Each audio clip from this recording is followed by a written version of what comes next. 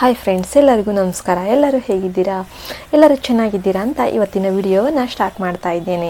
ಈ ಮೇಷರಾಶಿಯವರು ಕೋಟ್ಯಾಧಿಪತಿ ಆಗುವ ಮುನ್ನ ಕಾಣುವ ಲಕ್ಷಣಗಳು ಏನೇನು ಅಂತ ನೋಡೋಣ.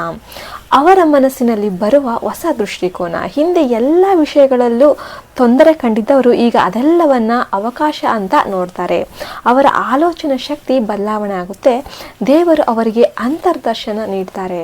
ಅವರು ಯಾರು ನಿಜವಾದ್ರೋ ಯಾರು ಕಪಟ ಇದ್ರೋ ಎಂಬುದನ್ನು ಸುಲಭವಾಗಿ ಅರ್ಥ ಮಾಡ್ಕೊಂಡ್ಬಿಡ್ತಾರೆ. ಯಾರು ಟ್ರೂ ಯಾರು ಫಾಲ್ಸ್ ಅಂತ ಅವರಿಗೆ ಗೊತ್ತಾಗುತ್ತೆ. ಮೊದಲು ಅಜ್ಞಾನದಿಂದ ಮಾಡಿದ ತಪ್ಪುಗಳು ಅವರಿಗೆ ಪಾಠವಾಗುತ್ತೆ. ಅವರು ಹೊಸ ಜೀವನಕ್ಕೆ ತಯಾರಾಗ್ತಾರೆ.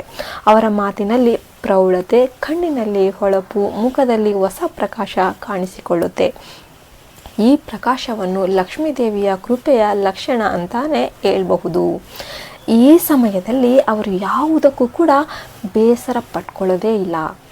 ಮುಂಚೆ ಕೋಪಗೊಂಡು ಎಲ್ಲದಕ್ಕೂ ಸಿಡುಕಿ ಬೀಳ್ತಾ ಇದ್ರು. ಈಗ ಸಹನೆ, ತಾಳ್ಮೆ ಅವರಲ್ಲಿ ತುಂಬ ಇರುತ್ತೆ. ಈ ಶನಿದೇವರ ಶಕ್ತಿ ಅವರೊಳಗೆ ಜಾಗೃತ ಆಗಿರುತ್ತೆ. ಶನಿದೇವರು ಪರೀಕ್ಷೆ ಮಾಡುವ ದೇವರು. ಆದರೆ ಅವರು ಯಾರನ್ನಾದರೂ ಆಶೀರ್ವಾದ ಮಾಡಿದರೆ ಅವರ ಜೀವನವೇ ಬದಲಾಗಿ ಹೋಗ್ಬಿಡುತ್ತೆ. ಈ ಮೇಷರಾಶಿಯವರು ಏನಿದ್ದಾರೆ ಶನಿದೇವರ ನಿಜವಾದ ಶಿಷ್ಯರು ಅಂತಾನೆ ಹೇಳ್ಬಹುದು. ಅವರು ಕಷ್ಟದಿಂದ ಪಾಠವನ್ನು ಕಲಿತಾರೆ. ಕೋಟ್ಯಾಧಿಪತಿಯಾಗುವ ಮೊದಲು ಶನಿದೇವರ ಅವರ ಮನಸ್ಸನ್ನು ಶಾಂತಗೊಳಿಸಿ ಎಲ್ಲ ಒಂದು ಕೆಟ್ಟ ಕರ್ಮಗಳನ್ನು ಕಡಿಮೆ ಮಾಡಿ ಒಂದು ಒಳ್ಳೆಯ ಮಾರ್ಗದಲ್ಲಿ ತಂದು ನಿಲ್ಲಿಸ್ತಾರೆ. ಇನ್ನು ಮತ್ತೊಂದು ಲಕ್ಷಣ ಏನು ಅಂತಂದರೆ ಅವರ ಜೀವನದಲ್ಲಿ ಹಳೆಯ ಸಾಲಗಳು ಏನಿದು, ಹಳೆಯ ಸಾಲಗಳು, ಹಳೆಯ ಬಾಧೆಗಳು ಒಂದೊಂದಾಗಿ ಕಡಿಮೆ ಆಗ್ತಾ ಹೋಗುತ್ತೆ, ಪರಿಹಾರ ಆಗ್ತಾ ಹೋಗುತ್ತೆ.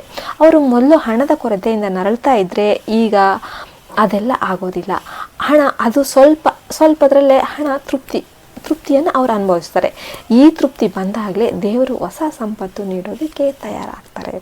ಕೃತಜ್ಞತೆ ಅವರ ಹೃದಯದಲ್ಲಿ ತುಂಬಿಕೊಳ್ಳುತ್ತೆ. ಅವರು ತಮ್ಮ ಜೀವನದ ಪ್ರತಿಯೊಂದು ಕ್ಷಣಕ್ಕೂ ಧನ್ಯವಾದವನ್ನು ಅರ್ಪಿಸ್ತಾರೆ. ಎಲ್ಲದಕ್ಕಿಂತ ಇದೇ ಇಂಪಾರ್ಟೆಂಟ್ ಅಲ್ವಾ? ಇದೇ ಕೃತಜ್ಞತೆ ಲಕ್ಷ್ಮೀ ದೇವಿಯನ್ನು ಆಕರ್ಷಣೆ ಮಾಡುತ್ತೆ. ಈ ಕಾಲದಲ್ಲಿ ಅವರ ನಿದ್ದೆ ಬದಲಾಗಬಹುದು. ಕೆಲವೊಮ್ಮೆ ರಾತ್ರಿ ಎಚ್ಚರವಾಗಿ ಹೊಸ ಯೋಜನೆಗಳು ಬರಬಹುದು. ದೇವರ ಅವರ ಮನಸ್ಸಿಗೆ ಸೂಚನೆಯನ್ನು ಕೊಡ್ತಾರೆ. ಹೇಗೆ ಕೆಲಸ ಮಾಡಬೇಕು, ಯಾವ ಮಾರ್ಗ ಹಿಡಿಬೇಕು, ಯಾರ ಮೇಲೆ ನಂಬಿಕೆ ಇಡಬಾರ್ದು, ಇವು ಭವಿಷ್ಯದ ಮಾರ್ಗದರ್ಶನದ ರೂಪದಲ್ಲಿ ಇರುತ್ತೆ. ಕೆಲವರು ತಮ್ಮ ವ್ಯವಹಾರ ಅಥವಾ ಉದ್ಯೋಗ ಬದಲಾಯಿಸೋದಕ್ಕೆ ತೀರ್ಮಾನವನ್ನು ಕೂಡ ಮಾಡ್ತಾರೆ. ಕೆಲವರು ಹೊಸ ಯೋಜನೆ ಆರಂಭ ಮಾಡ್ತಾರೆ. ಮೊದಲಿಗೆ ಸಣ್ಣ ಮಟ್ಟದಲ್ಲಿ ಇದ್ರೂ ಕೂಡ ಅದು ಮುಂದೆ ದೊಡ್ಡದಾಗ್ತಾ ಹೋಗುತ್ತೆ. ಹೀಗೆ ಈ ಮೇಷರಾಶಿಯವರು ಜ್ಞಾನ ಪಿಪಾಸುಗಳು ಅಂತಾನೆ ಹೇಳ್ಬಹುದು. ಅವರಿಗೆ ಹೊಸದನ್ನು ತಿಳ್ಕೊಳ್ಳೋಕ್ಕೆ ತುಂಬ ಇಷ್ಟ. ಯಾವಾಗಲೂ ಕೂಡ ಕಾತುರರಾಗಿ ಇರ್ತಾರೆ.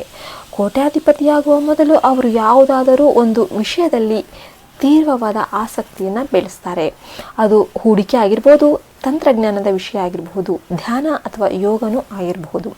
ಅವರು ತಮ್ಮ ಸಮಯವನ್ನು ವ್ಯರ್ಥ ಮಾಡದೆ ಒಳ ಬೆಳವಣಿಗೆಗೆ ಉಪಯೋಗವನ್ನು ಮಾಡ್ತಾರೆ. ಇವರು ಟೈಮ್ ವೇಸ್ಟ್ ಮಾಡೋದೇ ಇಲ್ಲ.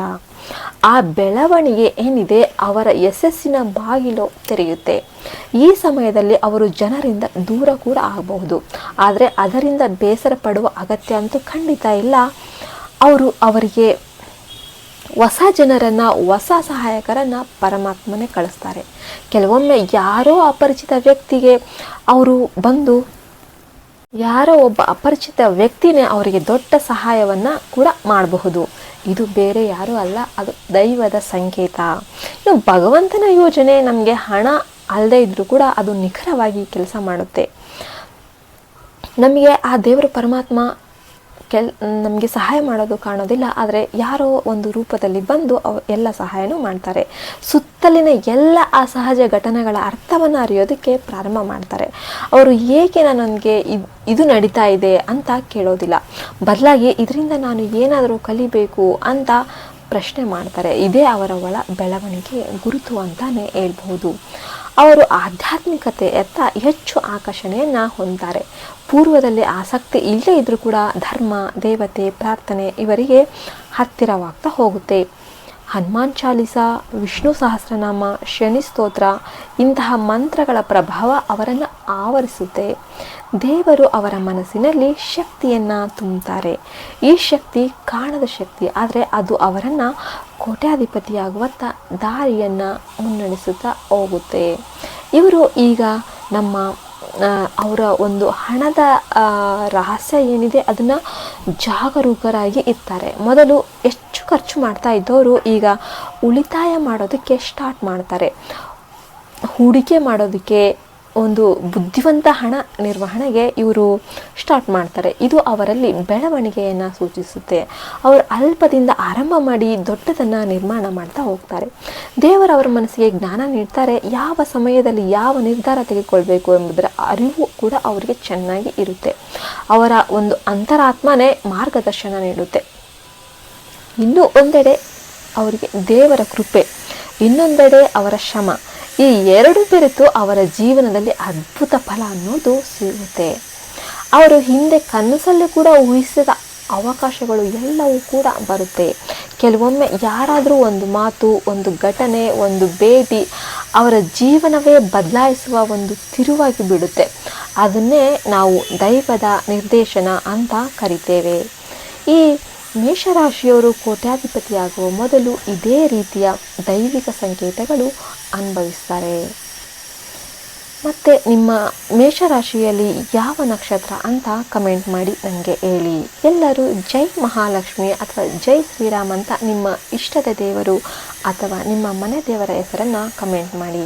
ಎಲ್ಲರಿಗೂ ಒಳ್ಳೆಯದಾಗಲಿ ಎಂದು ಹಾರೈಸುತ್ತಾ ನಾನು ಈ ವಿಡಿಯೋವನ್ನು ಮುಗಿಸ್ತಾ ಇದ್ದೇನೆ. ಜೈ ಹಿಂದ್, ಜೈ ಭಾರತ್ ಮಾತೆ. ಹರಿ ಓಂ ತತ್ಸತ್. ಸರ್ವೇ ಜನ ಸುಖಿನೋ ಭವಂತು.